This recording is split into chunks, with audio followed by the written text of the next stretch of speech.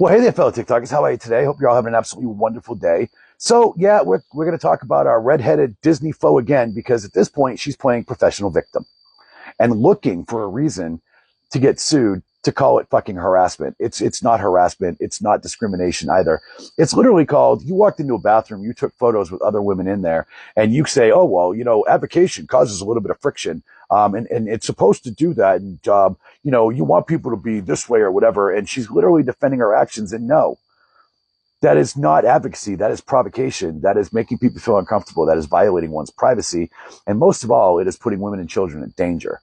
It's interesting because they're a professional victim, a chameleon, they are a professional antagonist at that. They literally show just enough ambiguity to confuse their people that they're going to get their meals at, that you guys, for whatever reason, are paying. I was appalled to hear that she had 4,000 people in her fucking live today. Like, the fuck is going on? Why were you giving her all this fucking support when she's not supporting anybody? She's literally only giving attention to the people that give her money or show her any sort of attention whatsoever.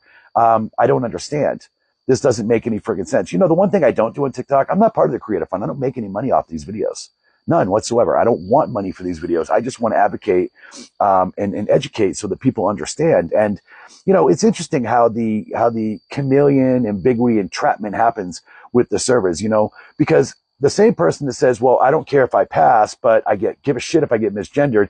Well, it doesn't make any sense to me. You either care or you don't fucking care. So which is it? So obviously they care, because if they didn't care, they wouldn't get so mad when somebody calls them sir. You'd be like, ma'am, no, I'm she, it's her, I'm a ma'am, nope, it's she, and oh, you know what? Listen, I know you said you're sorry, but listen, manager, it's fucking ridiculous. She's literally a professional victim, and you guys are paying her to be a professional victim. I don't understand. She has no self-confidence whatsoever. None. Not even a little bit. Because if she was confident in herself, she wouldn't give a shit if somebody misgendered you or herself. Somebody misgendered me today. They're like, oh, enough BS, sir. Stop. And I'm like, oh, you feel better about yourself? You feel like you asserted your masculinity now? Have you shown your insecurities by trying to assert that masculinity of yours? It's a camera light that keeps going on and off. It is what it is as I move. Look, I don't understand how you can cause anything or solve or say that any of that is advocation, or it's okay to create friction. It's not okay to create friction. You literally stood there. You took pictures in a mirror with other people behind you, violating not only their privacy, but violating their rights. You didn't ask anybody if they could be filmed. And then you're calling it advocacy by standing there when you literally stand like a man, and then brag about how you stood to use the bathroom, and, nobody said anything. Nobody said anything because you made them extremely uncomfortable. You made them feel unsafe. This isn't advocation, guys. That is provocation. Advocating is doing what I'm doing. Advocating is going into a bathroom and minding your own fucking business. Advocating is going in, washing your hands after you pee, and leave. That's it. That's advocating. Making noise outside of the bathroom to where you don't bother people.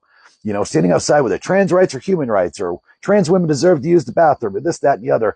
Not standing in there with your phone, making people uncomfortable. That is not advocation.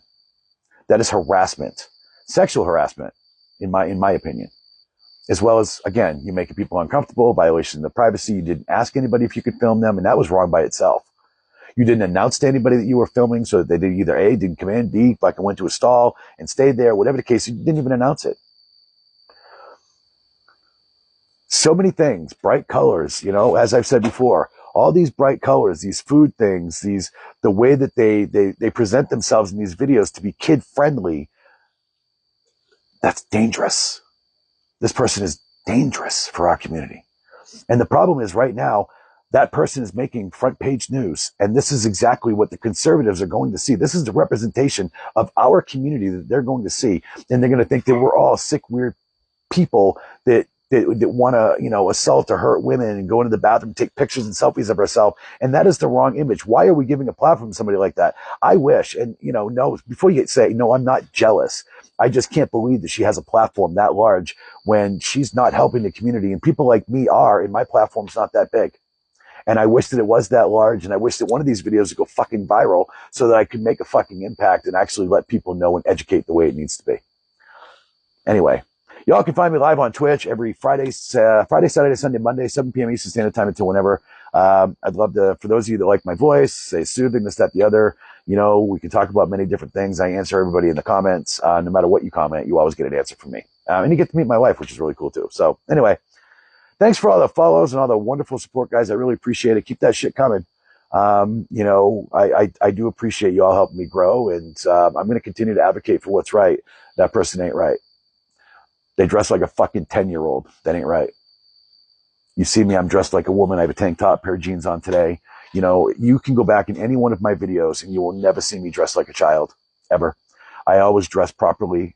I always dress like me, and I have confidence. Everywhere I go, I have confidence. Anyway, I'm going to do my lashes tomorrow. Check it out for a lash update. I love you guys. Have a great night. Thanks, everybody. Bye.